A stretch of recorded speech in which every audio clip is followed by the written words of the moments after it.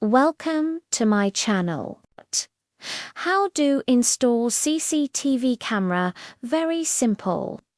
Just follow these steps.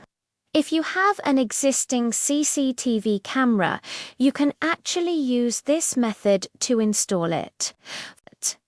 First, you need to find a where home office workplace. You want to install your CCTV camera. Usually, it's somewhere high up where you can get a good view of the area. Make sure that the camera is far enough away from other cameras so that it doesn't interfere with their signal. Next, you need to run a cable from the CCTV to the DVR. The cable should be long enough so that you can reach the DVR without any slack.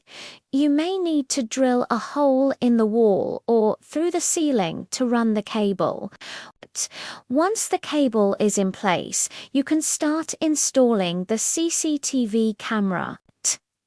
Most cameras have a mounting bracket that allows you to adjust the angle of the camera.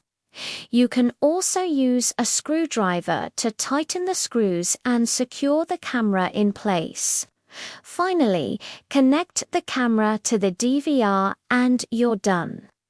That's how easy it is to install a CCTV camera.